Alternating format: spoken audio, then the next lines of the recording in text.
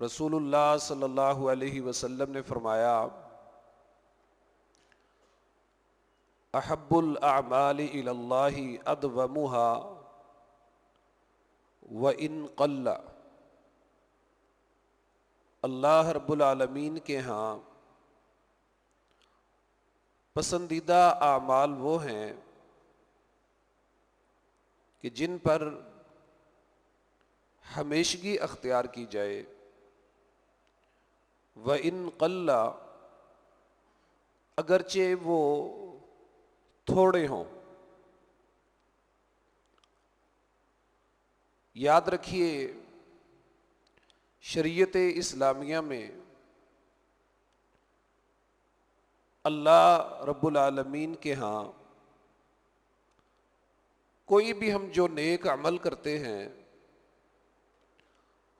اس کے مختلف معیارات ہیں، اس کی قبولیت کی مختلف شرائط ہیں۔ ایک ہی مسجد ہے، اس مسجد میں امامت کرانے والا ایک ہی امام ہے، اور ایک ہی نماز ہے، اس نماز میں مقتدی امام کے پیچھے کھڑے نماز پڑھ رہے ہیں، اول تا آخر تمام لوگ اکٹھے امام کے پیچھے جمع ہوئے، امام نے انہیں جس طرح نماز پڑھائی انہوں نے پڑھی، امام نے سلام پھیرا انہوں نے بھی سلام پھیر دیا، نماز ختم ہوئی۔ اب اللہ کے حضور ان تمام نمازیوں کو ان کی نماز کا اجر اور ثواب دیا جائے گا۔ یاد رکھیے، ایک مسجد، ایک امام، ایک نماز، ایک جماعت، ایک ترتیب، لیکن اس کے باوجود ہر نمازی کی نماز کا اجر، اس کا ثواب جو اللہ رب العالمین عطا کرے گا وہ مختلف ہے۔ مثلا کس کی نماز سنت کے مطابق تھی، کس کی نماز میں خشوع و خضوع زیادہ تھا، کس کی نماز میں رسول اللہ صلی اللہ علیہ وسلم کی بتائی ہوئی دعاؤں کا کتنا زیادہ اہتمام کیا گیا۔ الغرض ہر ایک چیز کا الگ الگ سے درجہ بندی کر کے اس کا اجر و ثواب جب لکھا جائے گا تو ہر نمازی کا اجر و ثواب الگ ہے۔ تو وہ شرائط کہ جن شرائط کی بنا پر اللہ رب العزت بندے کو کسی بھی عبادت کا اجر و ثواب عطا فرماتا ہے، وہ معیارات کہ جن معیارات پر کسی بھی بندہ مومن کی عبادت کو پرکھا جاتا ہے، بہت سارے ہیں، ان میں سے ایک ہم آج بیان کر رہے ہیں۔ مثلا کوئی بھی نماز پڑھنے والا، روزہ رکھنے والا، حج کرنے والا، صدقہ و خیرات کرنے والا، کسی کے کام آنے والا، کوئی بھی نیکی اور بھلائی کا کام کرنے والا، جب اس کے اجر و ثواب کے تعین کی بات آئے گی تو شریعت نے سب سے پہلا ضابطہ مقرر کیا ہے کہ کیا آیا وہ بندہ موحد ہے، اس کا عقیدہ درست ہے،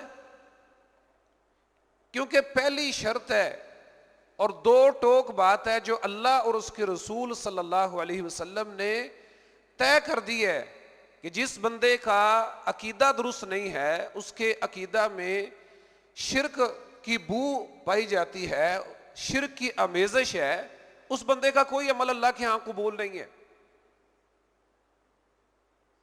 اسی طرح ایک معیار یہ ہے کہ کوئی شخص نیک عمل کرتا ہے تو کیا وہ جو نیک عمل کر رہا ہے وہ رسول اللہ صلی اللہ علیہ وسلم کے طریقے کے مطابق ہے؟ یہ چیک لسٹ جو شریعت نے بتائی ہے اس میں دوسرا نمبر ہے کہ کیا اس نے رسول اللہ صلی اللہ علیہ وسلم کے طریقے کے مطابق عمل کیا ہے؟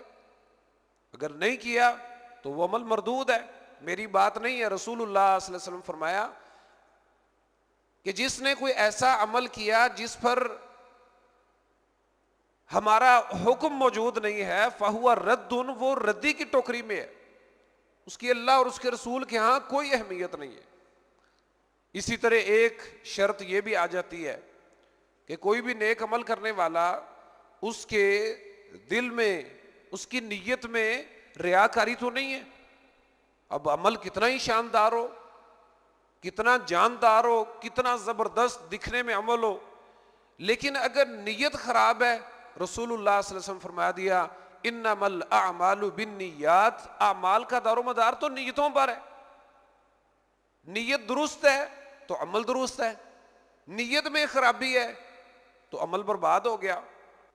تو عزیز بھائیوں، جو شریعت کے ہاں عمل کی قبولیت کے معیارات اللہ اور اس کے رسول صلی اللہ علیہ وسلم نے بتائے ہیں، ہمیں ضرور بھی ضرور ان کو ہر وقت اپنے ذہن میں تازہ رکھنا چاہیے، تاکہ ہمارا کوئی بھی عمل اللہ اور اس کے رسول صلی اللہ علیہ وسلم کے ان بتائے ہوئے معیارات سے کہیں بھی ہٹا ہوا نہ ہو. تو ان معیارات میں سے ایک معیار یہ ہے کہ رسول اللہ صلی اللہ علیہ وسلم نے فرمایا احب الاعمال الی اللہ تعالی ادومها وان قل، کہ اللہ رب العالمین کو وہ عمل محبوب ہے، سب سے زیادہ محبوب ہے کہ جو دوام اختیار کر کے کیا جائے، ہمیشگی کے ساتھ کیا جائے، وان قل، اگرچہ تھوڑا ہی ہو.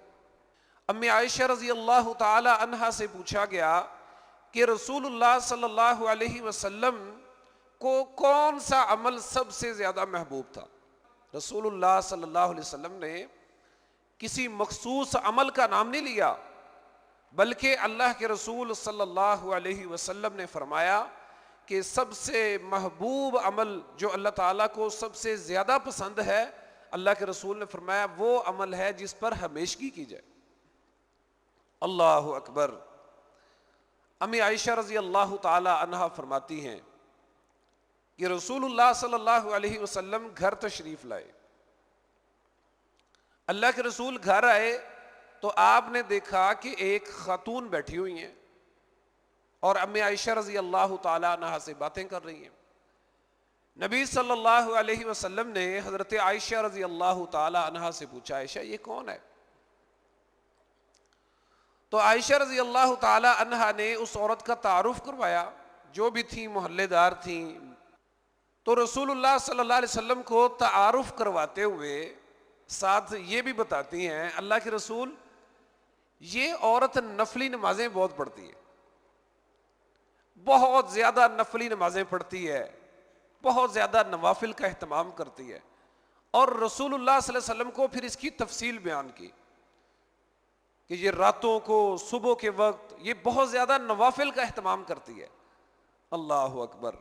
رسول اللہ صلی اللہ علیہ وسلم نے فرمایا کہ تم صرف اتنی عبادت کرو جتنی آرام سے کر سکتے ہو. اور اگلی بات کیا فرمایا کہ تم عمل کر کر کے اللہ تعالیٰ کو عاجز نہیں کر سکتے، اور اللہ رب العالمین کسی کا عمل لکھنے سے اکتاتا نہیں ہے. یعنی اس کا معنی یہ ہے کہ کوئی بندہ یہ سمجھے کہ میں اتنی عبادت کر دوں گا، اتنی عبادت کر دوں گا کہ بس کہہ دیا جائے کہ بندہ چھا گیا. بلکہ معاملہ تو یوں ہے، رسول اللہ صلی اللہ علیہ وسلم نے فرمایا کہ کوئی بھی شخص جنت میں داخل نہیں ہوگا جب تک اللہ رب العالمین اس پر اپنی رحمت نہ فرما دے. کوئی اپنے اعمال کی وجہ سے نہیں جا سکتا، اسے اللہ کی رحمت کی ضرورت ہوگی. کسی کے نیک اعمال اس کو اتنا فائدہ نہیں دے سکتے کہ وہ صرف نیک اعمال کے بل بوتے پہ جنت میں چلا جائے. نبی علیہ السلام سے پوچھا گیا اللہ کے رسول آپ تو انبیاء کے سردار ہیں، اللہ کے محبوب ترین ہستی ہیں، کیا آپ بھی اللہ کی رحمت کے بغیر نہیں جا سکیں گے؟ فرمایا نہیں، میں بھی نہیں. تو عزیز بھائیو، رسول اللہ صلی اللہ علیہ وسلم نے یہ بات سن کر کہ یہ بڑی تہجدیں پڑھنے والی خاتون ہے، یہ بڑے نوافل پڑھنے والی خاتون ہے، دن رات مصلی پہ بیٹھی رہتی ہے، اس بات کی حوصلہ افزائی کرنے کی بجائے نبی صلی اللہ علیہ وسلم نے فرمایا کہ اتنا عمل کرو جتنا آسانی سے کر سکتے ہو. آپ دیکھیں شریعت نے زیادتی پر، کثرت پر زور نہیں دیا، بلکہ زور اس بات پہ دیا ہے کہ جو بھی عمل شروع کیا جائے اس کا تسلسل نہ ٹوٹنے پائے، وہ جاری و ساری رہے۔ اللہ کے رسول صلی اللہ علیہ وسلم اس بات کو زیادہ پسند کرتے۔ حضرت سہل بن حنیف رضی اللہ تعالیٰ عنہ سے مروی ہے، رسول اللہ صلی اللہ علیہ وسلم نے فرمایا کہ لوگوں اپنے آپ پر سختی نہ کیا کرو، اور میری بات کا محور اور مرکز جو آپ کے ذہن میں رہے، اس سے مراد نفلی عبادات ہیں۔ قطعاً اس کا مطلب نہیں ہے کہ کوئی شخص یہ سمجھے کہ جناب اب فرض نماز اتنی اہمیت نہیں رہی، مسجد میں آنے کے بجائے گھر میں پڑھ لیا کریں گے، خطبے میں کہا گیا تھا اپنے آپ پہ سختی نہ کرو، گرمی کافی ہے لہذا گھر میں ہی پڑھتے۔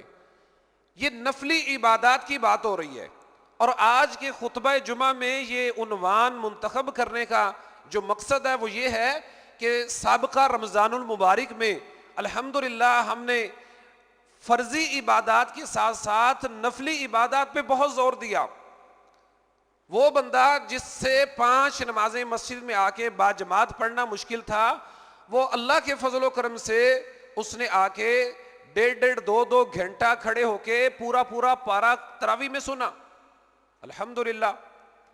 وہ بندہ جس کو قرآن کھولنا روزانہ مشکل معلوم ہوتا تھا، ان لوگوں نے ماشاءاللہ رمضان میں قرآن کریم 1 مہینے میں مکمل کیا۔ وہ لوگ جن کے جیب سے صدقہ خیرات کے لیے پیسہ نہیں نکلتا تھا، انہوں نے بھی اپنی جیب سے نکال کے اللہ کے راستے میں خرچ کیا۔ وہ لوگ جو کبھی راتوں کو جاگے نہیں تھے لیلۃ القدر کی تلاش میں، وہ بھی اللہ کی رضا کے لیے جاگتے رہے اور محنت کرتے رہے۔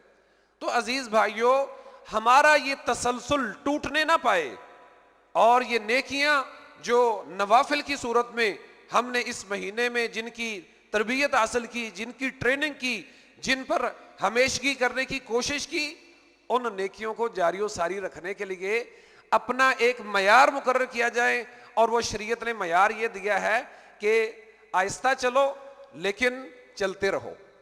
اللہ اکبر۔ رسول اللہ صلی اللہ علیہ وسلم کی صحیح بخاری میں ایک اور حدیث ہے، امی عائشہ رضی اللہ تعالی عنہا فرماتی ہیں کہ رسول اللہ صلی اللہ علیہ وسلم کو وہ والی نفل نماز پسند تھی کہ جو ہمیشگی کے ساتھ پڑھی جائے اگرچہ اس کی مقدار کم ہو۔ تو عزیز بھائیوں، اس میں ایک ہماری فرض نمازوں کے بعد جو سنتیں ہیں یہ آ جاتی ہیں، ان کو ہمیں اختیار کرنا چاہیے۔ اسی طرح وہ ہمارے بھائی جو کبھی کبھار تہجد الحمدللہ شروع کرتے ہیں، تو وہ عام طور پر 11 رکعات سے ہی شروع کرتے ہیں، اور کیا اس کا نتیجہ ہوتا ہے کہ چند دن بعد حوصلہ ٹوٹ جاتا ہے، اور وہ 11 ایک دم سے 0 پہ آ جاتی ہیں۔ تو رسول اللہ صلی اللہ علیہ وسلم نے اس حدیث میں فرمایا، امی عائشہ رضی اللہ تعالیٰ عنہ فرماتی ہیں کہ رسول اللہ صلی اللہ علیہ وسلم اتنی نفل نماز پڑھتے جس کو تسلسل سے لے کے چل سکتے۔ نبی علیہ السلام رات کو نماز پڑھا کرتے، تو ایک مرحلہ ایسا بھی آیا کہ لوگوں نے اللہ کے رسول صلی اللہ علیہ وسلم کے ساتھ آ کے اپنی اپنی جائے نمازیں بچھا کے نماز پڑھنا شروع کر دی۔ نبی صلی اللہ علیہ وسلم نے چند دن دیکھا، وہ تو پورا ماحول بن گیا ماشاءاللہ، جس طرح ہماری مسجدوں میں کہ ادھر سے رمضان کا چاند نظر آتا ہے، ایک دم سے ماشاءاللہ ماحول بن جاتا ہے۔ وہ آپ 24 گھنٹے پیچھے چلے جائیں، عشاء کی نماز اور جو رمضان المبارک کی پہلی عشاء کی نماز ہے، آپ وہ دیکھ لیں، زمین آسمان کا فرق ہوتا ہے۔ تو لوگوں نے کیا کیا کہ لوگوں نے جوک در جوک رسول اللہ صلی اللہ علیہ وسلم کے ساتھ آ کے نفلی نماز پڑھنا شروع کر دی۔ تو رسول اللہ صلی اللہ علیہ وسلم نے اس نفلی نماز کے اجتماع کو منتشر فرما دیا۔ روئے زمین کی سب سے نیک ہستی، اللہ رب العالمین کی مقرب ہستی جناب محمد الرسول اللہ صلی اللہ علیہ وسلم، آپ ان کی عبادات کا شیڈیول سنیے۔ صحابی کہتے ہیں کہ رسول اللہ صلی اللہ علیہ وسلم نے کبھی پوری رات کی نماز نہیں پڑھی۔ اللہ کے رسول صلی اللہ علیہ وسلم سے زیادہ نیک ہے کوئی دنیا میں؟ آج جس کو میں ولی کہتا ہوں، جس کو میں اپنا پیر مانتا ہوں، جس کو میں بڑی پہنچی سرکار کہتا ہوں، میں اس کے بارے میں کہتا ہوں کہ وہ جناب اتنے دن اس نے یہ کام کر لیا۔ رسول اللہ صلی اللہ علیہ وسلم نے پوری زندگی کبھی پوری رات کی نماز نہیں پڑھی، اور دوسرا اس حدیث کا حصہ ہے کہ رسول اللہ صلی اللہ علیہ وسلم نے سوائے رمضان کے، یعنی رمضان کے علاوہ اللہ کے رسول صلی اللہ علیہ وسلم نے پورا مہینہ روزے بھی نہیں رکھے، مسلسل روزے نہیں رکھے۔ بھئی اسلام میں یہ بات مطلوب نہیں ہے اور یہ قابل تعریف نہیں ہے کہ کوئی بندہ کہے کہ میں نے حد کر دیا۔ عبادت کتنی کی جائے گی اور اس کی سپیڈ، اس کی رفتار، اس کا تسلسل کیا ہوگا، یہ بھی تعین اللہ اور اس کے رسول صلی اللہ علیہ وسلم نے کرنا ہے، ہم اپنی طرف سے نہیں کر سکتے۔